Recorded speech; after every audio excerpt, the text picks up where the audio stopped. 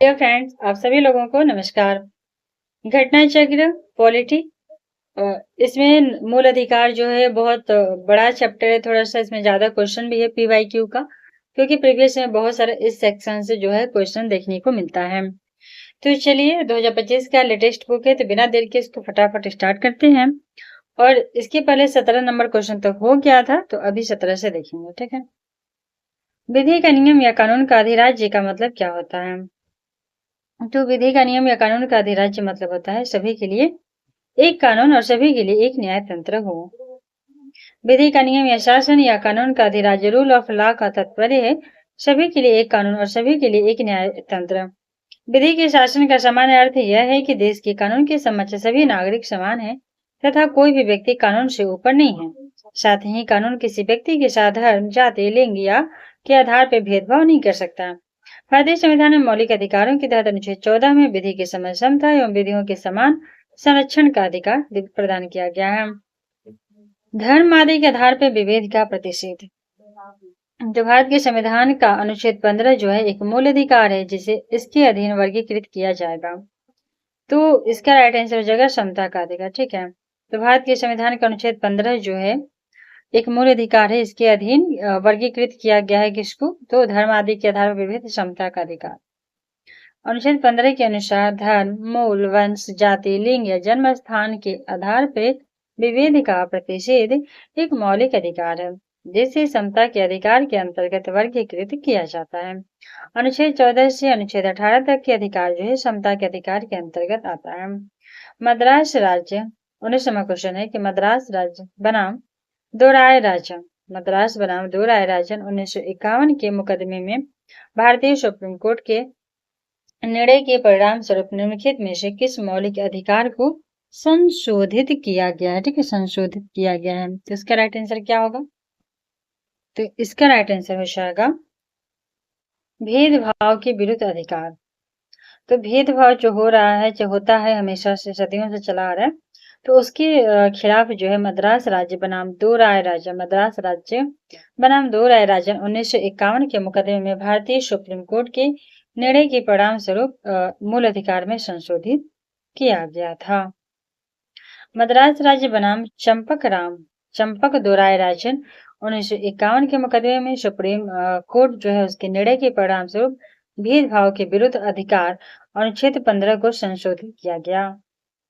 इसके तहत इस अधिनियम के तहत 1951 की धारा 2 द्वारा अनुच्छेद 15 का 4 जोड़ा गया और इसके तहत सामाजिक एवं शैक्षणिक दृष्टि से जो भी पिछड़े वर्ग हैं उनकी उन्नति के लिए या अनुसूचित जाति और अनुसूचित जनजाति के लिए राज्य द्वारा विशेष उपबंध कर सकने हेतु प्रावधान किया गया है ताकि इनके साथ किसी प्रकार का भेदभाव न हो सके। इसको जोड़ा गया किसकी वजह से? तो मद्रास राज्य बनाम चंपक दो राय राज्य 1951 में जो मुकदमा हुआ था अनुच्छेद 15 के विरुद्ध हुआ था, इसके द्वारा 1951 की धारा 2 की अनुच्छेद 15 का 4 जोड़ा गया। संविधान के किस अनुच्छेद के अंतर्गत शिक्षण संस्थानों में, जिसमें गैर सरकारी व गैर अनुदान प्राप्त भी सम्मिलित हैं, अन्य पिछड़े वर्गों, अनुसूचित जाति, अनुसूचित जनजाति हेतु आरक्षण की सुविधा दी गई है? तो इसका हो जाएगा आर्टिकल 15 का 5। तो संविधान के अनुच्छेद 15 के 5 के अंतर्गत शिक्षा संस्थानों में जिसमें गैर सरकारी और गैर अनुदान प्राप्त संस्थाएं भी सम्मिलित हैं, यहाँ पे अन्य पिछड़ा, एससी और एसटी हेतु आरक्षण की सुविधा दी गई है 15 के 5 के तहत, 15 के 5 के तहत। ठीक है। संविधान के किस अनुच्छेदों के आधार पर ओबीसी अन्य पिछड़ा वर्ग को आरक्षण के प्रावधान किए गए हैं? तो ये हो जाएगा 15 का 4 और फिर 16 का 4, 15 का 4 और 16। और यहाँ पे देखिए कि जो संस्थान है, शिक्षा संस्थान है, वहां पे अगर छूट का बात करें तो 15 का 5 है। शिक्षा संस्थान में छूट का बात करें तो 15 का 5 हो जाएगा। वहीं आरक्षण का बात करें, आरक्षण का जो प्रावधान है वो 15 के 4 और 16 के 4 के अनुसार किया गया है। और 15 का 4 कब जोड़ा गया था? तो मद्रास वाला जो है चंपक देवराजन वाला मैटर में जोड़ा गया था। 15 का 4 जोड़ा गया था। ठीक है। भारतीय संविधान के अनुच्छेद 15 के 4 और 16 के 4, 15 के 4 और 16 के 4 के प्रावधानों के अनुसार ओबीसी अन्य पिछड़ा वर्ग के लिए राज्य की सेवाओं में आरक्षण के प्रावधान किए गए हैं। 103वें संविधान संशोधन अधिनियम 2019 द्वारा जोड़े गए अनुच्छेद खंडों 15 के 6 और 16 के 6 के माध्यम से आर्थिक रूप से दुर्बल वर्गों के लिए आरक्षण का प्रावधान किया गया है। वहीं 103वां संशोधन द्वारा 2019 के द्वारा 15 का 6 और 16 का 6 जोड़ा गया था, जिसमें आर्थिक रूप से जो दुर्बल वर्ग हैं अर्थात कि EWS, ठीक है, EWS के आरक्षण का प्रावधान 15 का 6 और 16 का 6 करता है, जबकि 15 का 4 और 16 का 6 जो है वो 4 जो है वो OBC के लिए, तो 4 में करेगा OBC और 6 में करेगा EWS, ठीक है। और जो 5 था तो 5 कहता है कि किसी भी कैटेगरी चाहे SC ST हो या OBC हो, इसको शैक्षणिक संस्थानों में आरक्षण हो। भारतीय संविधान के निम्नलिखित अनुच्छेदों में से कौन सा एक लोक नियोजन के विषय में भारत के सभी नागरिकों को अवसर की समानता की प्रत्याभूति देता है? तो भारतीय संविधान के अनुच्छेद 16 का 1 और 16 का 2 में एक लोक नियोजन के विषय में भारत के सभी नागरिकों को अवसर की समानता की बात की गई है कि सभी नागरिकों को समान अवसर मिलेगा। अनुच्छेद 16 का 1 और अनुच्छेद 16 के 2 की तहत, ठीक है, 16 का 1 और 16 का 2 में भारतीय संविधान के अनुच्छेद 16 का 1 और 16 के 2 के तहत राज्य के अधीन किसी भी पद पे नियोजन के विषय में भारत के सभी नागरिकों के लिए अवसर की समानता की प्रतिभूति दी गई है। 23 नंबर क्वेश्चन है कि भारतीय संविधान में जैसा निहित है निम्न में से कौन सा समानता के मौलिक अधिकार में सम्मिलित नहीं है? तो आर्थिक समानता नहीं है, बाकी सामाजिक समानता है, कानून के समझ समानता है और अवसर की समानता भी है। तो कानून के समझ जो समानता है वो अनुच्छेद 14 के तहत मिलता है। सामाजिक समानता 15 के तहत की लिंग जाति वंश किसी भी आधार पे भेदभाव नहीं होगा। वहीं अवसर की समानता की बात करता है 16 में, ठीक है, अवसर की समानता 16 में, जब आर्थिक समानता इसमें शामिल नहीं है। कथन है और कारण। सामाजिक, आर्थिक एवं राजनीतिक क्षेत्रों में समान आधार निर्मित करने के उद्देश्य से राज्य असमान लोगों के लिए भिन्न व्यवहार कर सकता है। तो यह कथन बिल्कुल सही है। समान लोगों में विधि जो है वो समान होगी और समान रूप से प्रशासित की जाएगी। तो यह भी कथन सही है और दोनों एक दूसरे का सही स्पष्टीकरण भी करता है कि सामाजिक, आर्थिक, राजनीतिक क्षेत्र में समान आधार निर्मित करने के उद्देश्य से राज्य जो है असमान लोगों के लिए भिन्न व्यवहार कर सकता है, ठीक है, और समान लोगों में विधि समान होगी और समान रूप से प्रशासित की जाएगी। तो राज्य जो है वो सामाजिक, आर्थिक, राजनीतिक क्षेत्र में समान आधार निर्मित करने के उद्देश्य से असमान लोगों अर्थात कि जैसे गरीब कोई हो गया, कोई पिछड़ा है, वंचित है, तो सारे मुख्य धारा में नहीं है, जो लोग मुख्य धारा में नहीं रहेंगे उनके लिए भिन्न व्यवहार कर सकता है सरकार, अर्थात उनको विशेष सुविधा प्रदान कर सकता है। अनुच्छेद 16 का 4 और 15 का 4 के तहत राज्य द्वारा ऐसे प्रावधान भी किए गए हैं। हालांकि समान स्तर के लोगों के लिए विधि समान होगी, लेकिन समान रूप से प्रशासित भी की जाएगी। अनुच्छेद 14 के तहत विधि की समय क्षमता की बात की गई है। इस प्रकार स्पष्ट है कि कथन ए और कारण आर जो है दोनों सत्य हैं। निम्नलिखित में से किसने भारतीय न्यायालय को समान कार्य के लिए समान वेतन का मौलिक अधिकार निगमन करने हेतु सक्षम किया है? तो देखिए यहाँ पे एक कह रहा है कि संविधान के प्रस्तावना प्रयुक्त समाजवादी, बिल्कुल ये कथन सही है। समाजवादी से भी यहाँ पे है कि लोगों के कल्याण के लिए काम होगा। संविधान के अनुच्छेद 14 के साथ मिलाकर पढ़ना, तो बिल्कुल ये भी सही है। और एक को संविधान के अनुच्छेद 16 के साथ मिलाकर पढ़ना, ये भी करेक्ट है। तीनों का तीनों करेक्ट है, सभी को मिला के पढ़ना, ठीक है। तो सुप्रीम कोर्ट ने रणधीर सिंह बनाम भारत संघवाद 1982 रणधीर सिंह बनाम भारत संघवाद 1982 में यह निर्धारित किया कि अनुच्छेद 14 और 16 को संविधान की प्रस्तावना तथा अनुच्छेद 39 के डी के प्रकाश में अर्थन्वित करते हुए समान कार्य के लिए समान वेतन जो है 39 डी में, इसका सिद्धांत इन अनुच्छेदों से निष्कर्षणीय है तथा इसको संगत वर्गीकरण या असंगत वर्गीकरण पर आधारित असमान वेतन मानों के मामले में उचित ढंग से लागू किया जाएगा कि समान कार्य के लिए समान वेतन हो, उसमें असमानता नहीं दी जाएगी। किस अनुच्छेद के तहत? 14 के तहत और 16 के तहत। और किस वाद में यह आया? तो रणधीर सिंह बनाम भारत संघ 1982, रणधीर सिंह बनाम भारत संघ 1982। भारतीय संविधान की प्रस्तावना में प्रयुक्त समाजवाद शब्द को निम्नलिखित में से किस अनुच्छेद के साथ मिलाकर पढ़ने से सुप्रीम कोर्ट को समान कार्य के लिए समान वेतन को मौलिक अधिकार परिभाषित करने की शक्ति प्राप्त होती है। तो यह हो जाएगा अनुच्छेद 14 और अनुच्छेद 16। तो भारतीय संविधान की प्रस्तावना में जो समाजवाद शब्द है उसको समान वेतन को मौलिक अधिकार परिभाषित करने की शक्ति अनुच्छेद 14 और अनुच्छेद 16 में दी गई है। संविधान के किस प्रावधान द्वारा अस्पृश्यता का उन्मूलन किया गया है? तो अनुच्छेद 17 के तहत। संविधान के अनुच्छेद 17 द्वारा अस्पृश्यता का उन्मूलन किया गया है। इस अनुच्छेद में कहा गया कि अस्पृश्यता का अंत किया जाता है और उसका किसी भी रूप में आचरण निषिद्ध किया जाता है। अस्पृश्यता से उपजी किसी निर्योग्यता को लागू करना अपराध होगा जो विधि के अनुसार दंडनीय होगा। भारतीय संविधान का कौन सा अनुच्छेद अस्पृश्यता का उन्मूलन करता है और किसी भी रूप में इसके आचरण का विरोध करता है? तो यह हो जाएगा अनुच्छेद 17। अनुच्छेद 17। भारतीय संविधान के निम्नलिखित में से किस अनुच्छेद के द्वारा अस्पृश्यता की समाप्ति की गई है? बार बार सेम क्वेश्चन। अनुच्छेद 17। अनुच्छेद 17 का संबंध अस्पृश्यता से। वहीं से SC 32 नंबर क्वेश्चन है कि SC और ST को किस अनुच्छेद के तहत मौलिक सामाजिक, आर्थिक, राजनीतिक और सांस्कृतिक अधिकार दिया गया है? तो अनुच्छेद 17 के तहत। भारतीय संविधान के भाग 3 में वर्णित मौलिक अधिकारों के तहत अनुच्छेद 17 के अंतर्गत अस्पृश्यता का अंत और उसका किसी भी रूप में आचरण निषिद्ध घोषित किया गया है। साथ ही अस्पृश्यता से उपजी किसी निर्योग्यता को लागू करना विधि के अनुसार दंडनीय अपराध माना गया। अनुच्छेद 17 जो है समता के मौलिक अधिकार से संबंधित है। समता के मौलिक अधिकार संबंधित है अनुच्छेद 17। अस्पृश्यता के निषेध से अछूत समझे जाने वाले व्यक्ति विशेषकर SC और ST को एक मौलिक सामाजिक, आर्थिक, राजनीतिक और सांस्कृतिक अधिकार दिया गया है।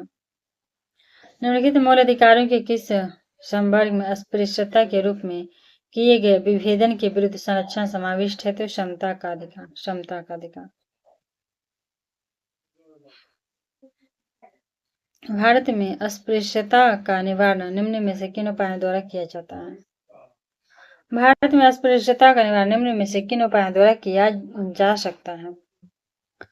तो यह हो जाएगा कानून बना करके, अस्पृश्यता का निवारण कानून बना के, शिक्षा की उन्नति द्वारा, जन जागरण के द्वारा। तो बिल्कुल शिक्षा का स्तर बढ़ेगा तो अपने आप ही लोग जागरूक हो गए और जागरूक होंगे तो ऐसी छोटी मोटी ओछी चीजें जो अस्पृश्यता है वो अपने आप खत्म हो जाएगी। सख्त कानून बनेगा उससे भी खत्म होगा। जन जागरण, लोगों में जागरूकता से भी ये छुआछूत जो भी है खत्म हो जाएगा। नौकरियों में प्रवेश दिलाकर, तो ये बात गलत है। ऐसा नहीं कि नौकरी में प्रवेश जाएगा तो उनके मन में जो है छुआछूत वो खत्म होगा। ठीक है। भारत में अस्पृश्यता का निवारण जो है वो कानून बना करके, शिक्षा की उन्नति द्वारा एवं जन जागरण द्वारा किया जा सकता है। संविधान का अनुच्छेद जो 17 है वह अस्पृश्यता के अंत का प्रावधान करता है। संसद ने सिविल अधिकार संरक्षण अधिनियम 1955 के द्वारा अस्पृश्यता को दंडनीय अपराध घोषित किया। तो 1955 के द्वारा अस्पृश्यता को दंडनीय अपराध घोषित किया गया है 1955 के तहत। ठीक है। निम्नलिखित दो कथन पर विचार करें। कथन है और कारण, जिसमें से एक कथन तथा दूसरे को कारण कहा गया। कथन है कि अस्पृश्यता जो है संरचनात्मक हिंसा का सबसे खराब स्वरूप है। तो बिल्कुल खराब स्वरूप तो है ही, ये चीजें नहीं होना चाहिए। दूसरा है कि अस्पृश्यता के चरण का आधार धार्मिक स्वीकृति है। तो ये भी सही बात है क्योंकि धार्मिक वजह से ही अस्पृश्यता आया है। तो दोनों का दोनों सही हो जाएगा। संरचनात्मक हिंसा से तात्पर्य ऐसे सुनियोजित तरीके से है जिनके जरिए सामाजिक ढांचा किसी समाज में व्यक्तियों को हानि पहुंचाता है और इन्हें अवसरों से वंचित करता है। संरचनात्मक हिंसा आमतौर पे जोहान गारटुंग के अनुसार वर्णित एक शब्द है, जैसे उन्होंने हिंसा, शांति और अनुसंधान 1969 नामक लेख में प्रस्तुत किया था। संरचनात्मक हिंसा के कुछ उदाहरण इस प्रकार हैं, जैसे प्रजातिवाद, नस्लवाद, नस्ल विभेद भी होता है, जैसे गोरे काले, कामुकता, मेल फीमेल, कामुकता अर्थात वही हो गया वर्गीकरण, अस्पृश्यता, छुआछूत, जैसे कि कास्ट, प्रजाति, अलग प्रजाति के साथ अलग व्यवहार करना दूसरे प्रजाति के साथ। जाति व्यवस्था का एक अत्यंत घृणित पहलू है और जाति व्यवस्था भी एक अत्यंत घृणित पहलू है। तो ये सारे आम बोलचाल में छुआछूत कहा जाता है। जैसे गरीब अमीर, ये भी एक तरह से विभेद ही है क्योंकि अमीर जो होते हैं गरीब से उसको छूना नहीं चाहते हैं, या फिर कुछ लोग ऐसे हाथ उद्भिद होते हैं छू करके। तो ये चीजें भी हैं छुआछूत का हिस्सा। जो धार्मिक एवं कर्मकांडीय दृष्टि से शुद्धता और अशुद्धता के पैमाने पर सबसे नीची माने जाने वाली जातियों के सदस्यों के विरुद्ध अत्यंत कठोर सामाजिक दंडों का विधान करता है और अस्पृश्यता को इसी कारण धार्मिक स्वीकृति भी प्राप्त हो जाती है। क्योंकि धार्मिक यहाँ पे कह रहा है कि धार्मिक और कर्म कार्य दृष्टि से भी शुद्धता अशुद्धता का पैमाना सबसे नीची माने जाने वाली जातियों के सदस्यों के विरुद्ध अत्यंत कठोर है। इस वजह से भी धार्मिक इसको बढ़ावा देता है छुआछूत को। भारतीय संविधान के निम्नलिखित अनुच्छेद में कौन भिन्न वर्ग में आता है? तो यहाँ पे देखिए 14, 16, 15, 19। तो 19 आना चाहिए। दिए गए अनुच्छेदों में अनुच्छेद 19 के अन्य से भिन्न वर्ग में आता है। यह स्वतंत्रता के अधिकार है, जबकि अन्य तीनों जो है 14, 15, 16 वह समता के अधिकार है। अन्य दृष्टि से भी देखें तो 15, 16 और 19 केवल नागरिकों के लिए है, ठीक है, जबकि 14 सभी के लिए है। तो इस तरह से देखा जाए तो 14 भिन्न हो जाएगा और समता के अधिकार से देखा जाए 14 से 18 के बीच तो 19 भिन्न होगा। दोनों ऑप्शन दिया है इसलिए यहाँ पे स्टार मार्क कर।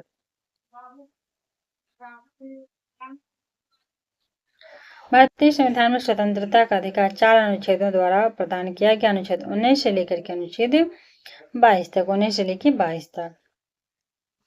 भारतीय संविधान के भाग 3 के तहत अनुच्छेद 19 से लेकर 22 तक स्वतंत्रता का अधिकार प्रदान किया गया है। अनुच्छेद 19 में भाषा और व्यक्ति की स्वतंत्रता समेत 6 प्रकार की स्वतंत्रताएं प्रदान की गई हैं।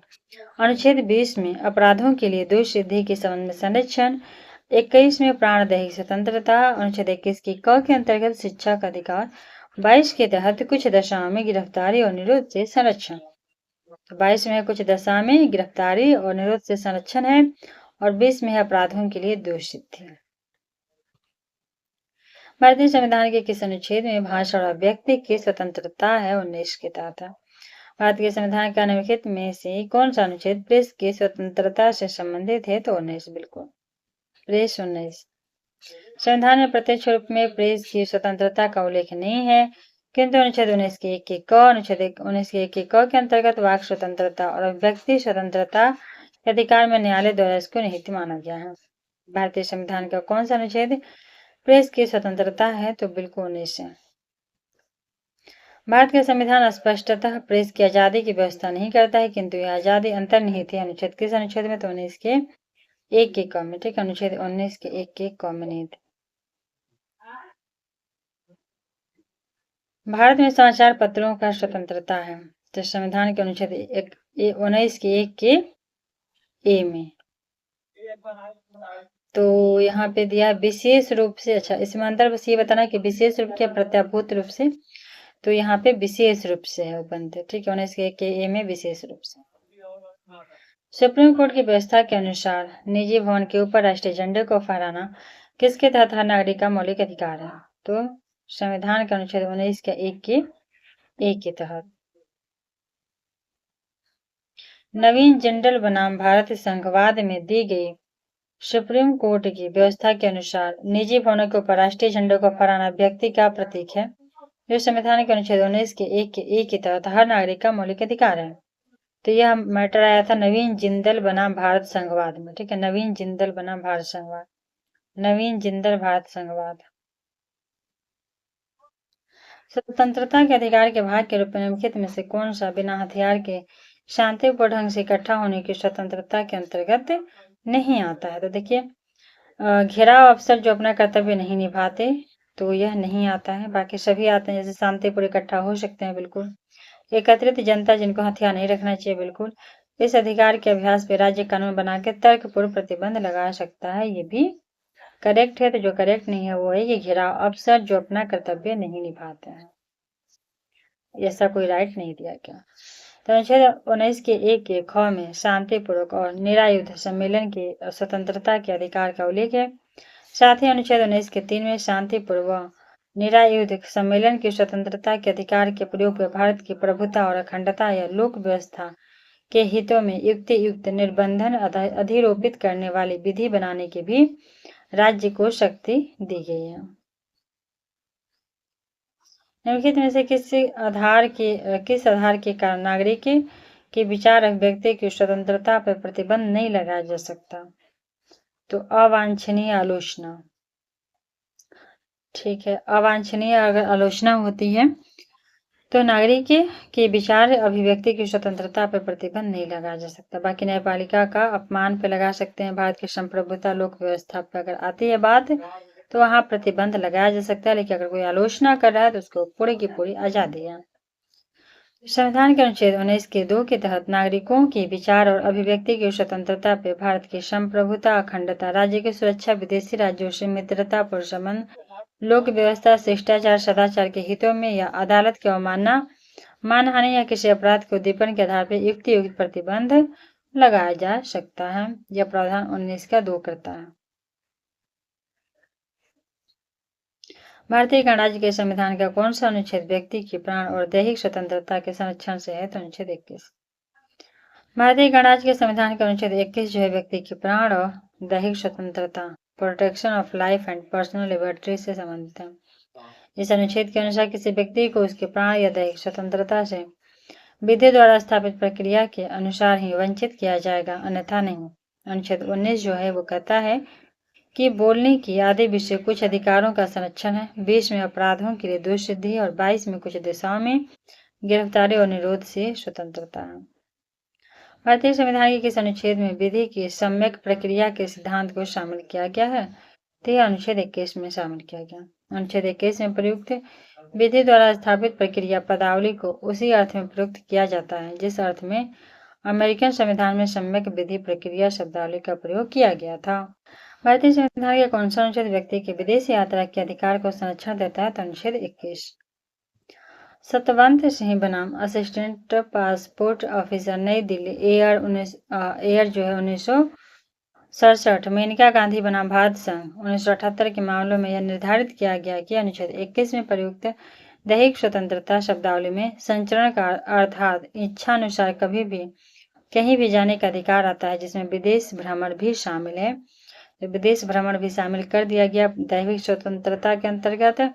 किस बनाम में? तो सतवंत सिंह बनाम और मेनका गांधी 78, सतवंत सिंह बनाम असिस्टेंट पासपोर्ट 67। निम्नलिखित में किन्हें सुप्रीम कोर्ट ने मौलिक अधिकार के रूप में मान्यता दी है? तो आवास का अधिकार, विदेश यात्रा का अधिकार, समान कार्य के लिए समान वेतन का अधिकार। तो चमेली सिंह बनाम उत्तर प्रदेश राज्य 1995 बाद में अनुच्छेद 21 के अंतर्गत मूल अधिकार है। न्यायालय के अनुसार वह घर शामिल है जहां गर्मापूर्वक कोई भी व्यक्ति जीवन जी सके। सतवंत सिंह बनाम में कहा गया और मेनका गांधी बनाम में कि विदेशी यात्रा का भी अधिकार है अनुच्छेद 21 के तहत। तो घर वाला अधिकार जो है चमेली सिंह, चमेली घर में उगता है, चमेली सिंह घर। सतवंत और मेनका जो कहते हैं ये लोग कि विदेश जा सकते हैं, मेनका सतवंत विदेश।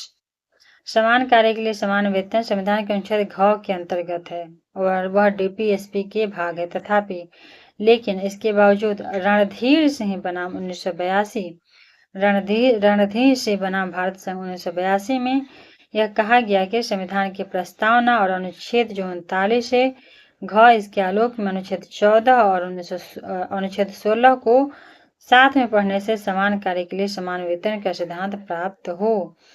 तो इसलिए इसको जो है यूपी गवर्नमेंट क्या किया कि समान कार्य के लिए समान वेतन को भी उपयुक्त उपबंध के तहत सुप्रीम कोर्ट द्वारा परिभाषित या निगमित मौलिक अधिकार मान लिया। इसका आंसर ये भी सत्य कर दिया कि समान कार्य के लिए समान वेतन 39 के घ में है, डी में है, ठीक है।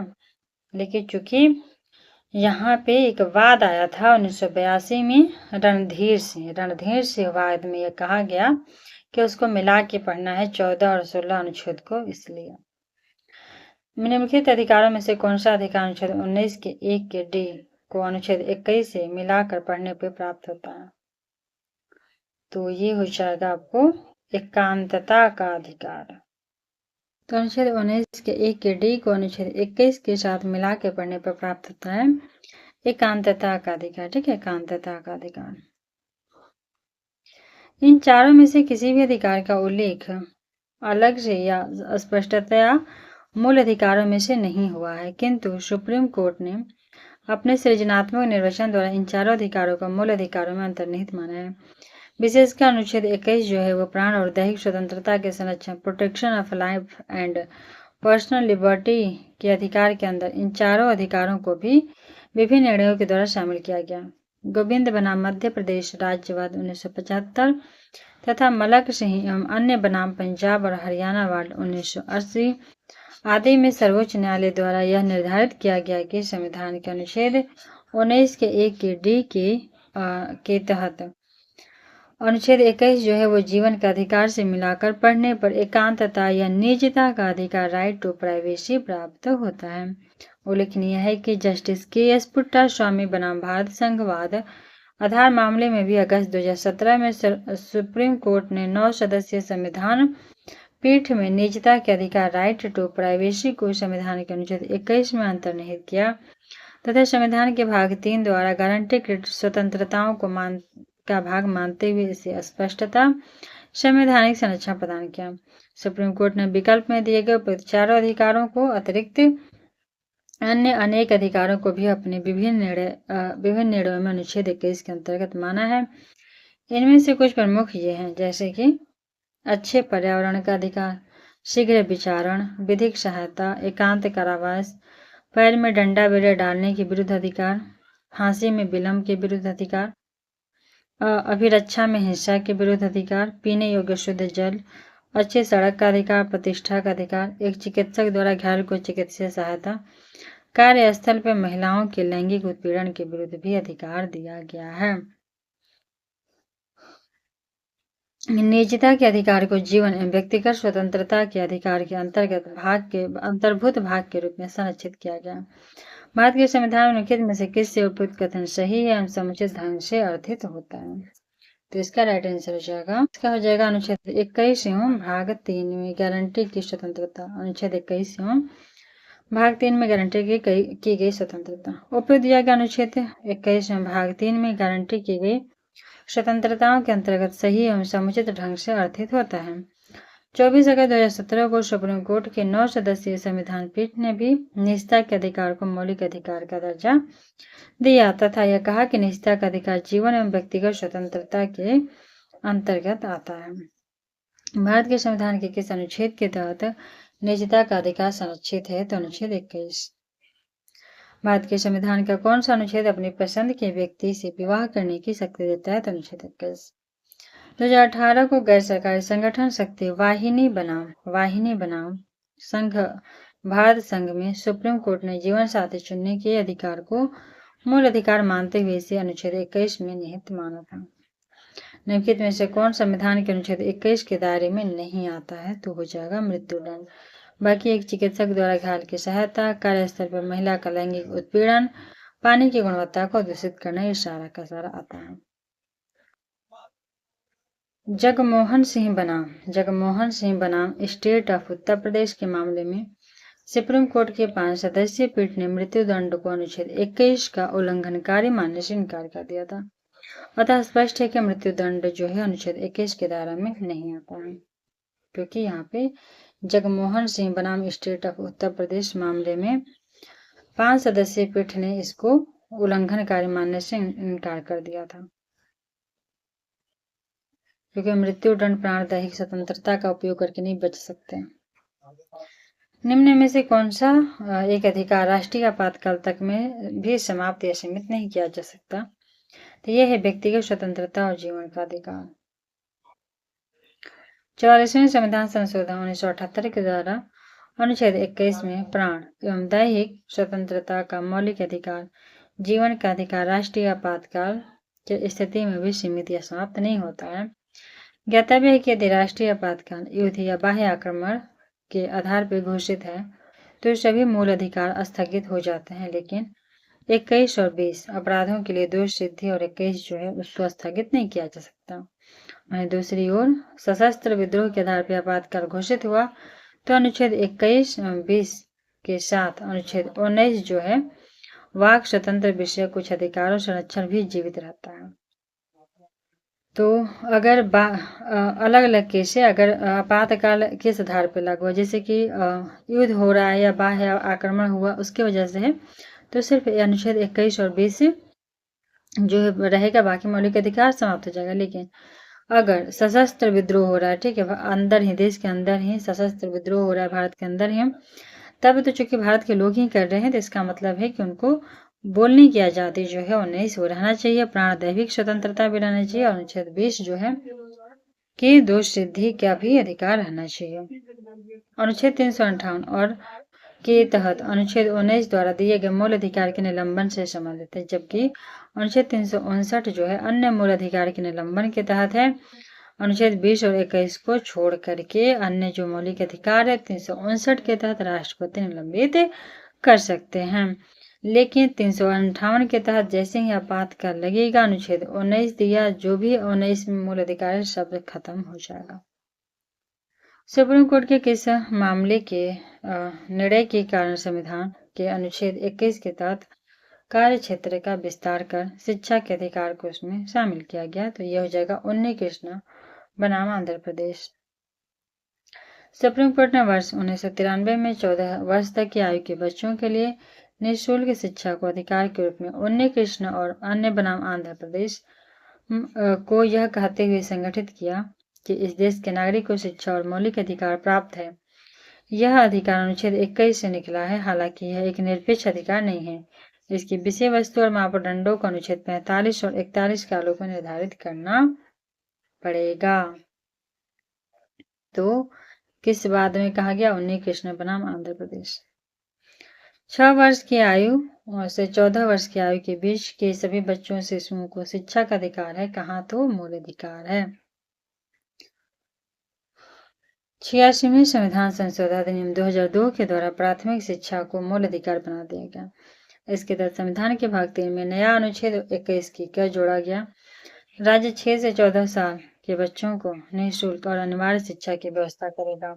साथ ही अनुच्छेद 45 के तहत नीति निर्देशक तत्व के अनुसार राज्य 6 वर्ष तक की आयु पूर्ण करने तक सभी बच्चों को आरंभिक शिशुत्व, देखरेख और शिक्षा उपलब्ध कराने का प्रयत्न करेगा। इसी अनुक्रम में शिक्षा का अधिकार अधिनियम 2009 संसद द्वारा पारित हुआ, जो तत्संबंधी संविधान संशोधन के साथ 1 अप्रैल 2010 से प्रभावी हुआ। शिक्षा का अधिकार मानव अधिकार है। सूचना का अधिकार भी मानव अधिकार की सार्वभौम घोषणा है। सुप्रीम कोर्ट के अनुसार सूचना का अधिकार भारतीय संविधान के अनुच्छेद 19 के 1 के क में उल्लिखित वाक एवं अभिव्यक्ति की स्वतंत्रता में निहित है, हालांकि यह संविधान में उल्लिखित नहीं है। भारतीय संविधान में संशोधन करके शिक्षा का अधिकार कब जोड़ा गया? तो 1 अप्रैल 2010 को जोड़ा गया। 1 अप्रैल 2010। निम्नलिखित में से कौन सा एक मानव अधिकार भारतीय संविधान के अंतर्गत मौलिक अधिकार भी है? तो शिक्षा का अधिकार।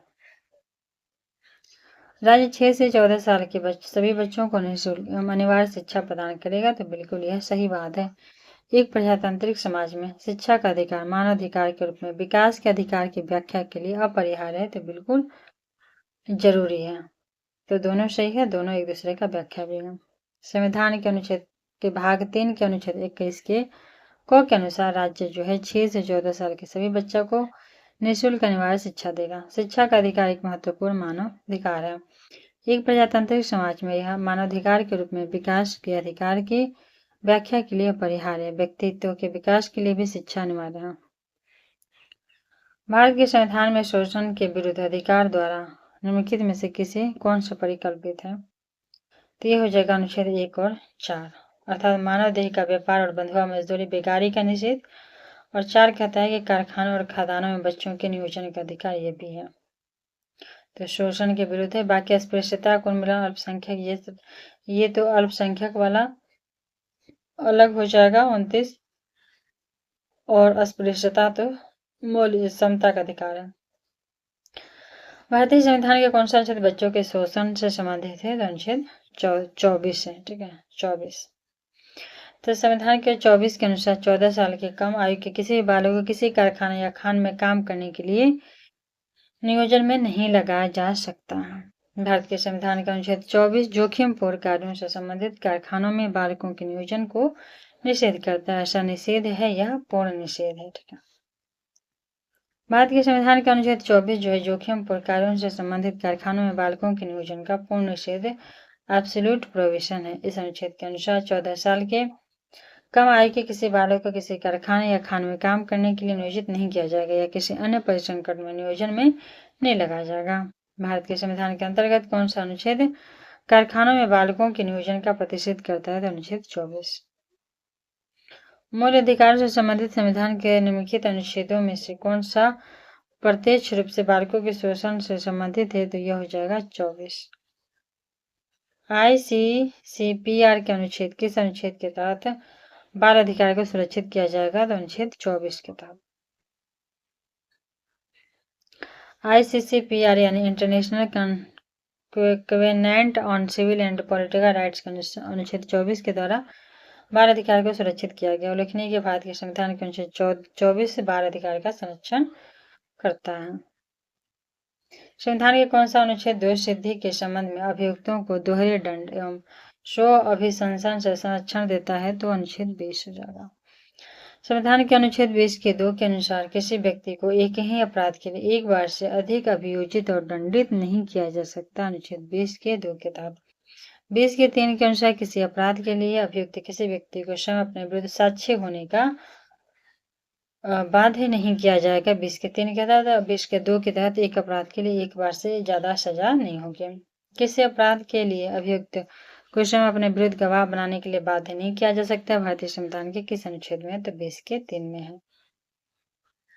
किसी व्यक्ति को एक ही अपराध के लिए एक बार से अधिक अभियोजित और दंडित नहीं किया जाएगा। तो यह अनुच्छेद 20 में है, 20 के 2 के तहत। बंदी बनाए गए व्यक्ति के मौलिक अधिकार की रक्षा किस आर्टिकल के तहत है? तो यह भी 22 के तहत है। ठीक है, 22।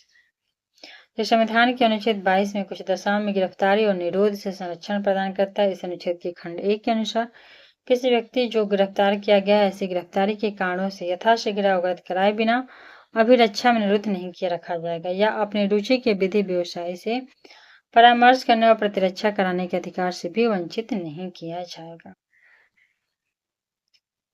यहाँ पे भी सुमेलित करना है। चैप्टर में 140 क्वेश्चन है और 71 हो गया, तो 50% लगभग कवर हो गया। अब 70 क्वेश्चन और है, बड़ा चैप्टर है, तो हम लोग इसको ना नेक्स्ट वीडियो में देखेंगे। ज़्यादा लंबा नहीं, छोटा ही ठीक है। तो चलिए पढ़ते रहिए आप लोग। मिलते हैं नेक्स्ट वीडियो में नेक्स्ट टॉपिक के साथ।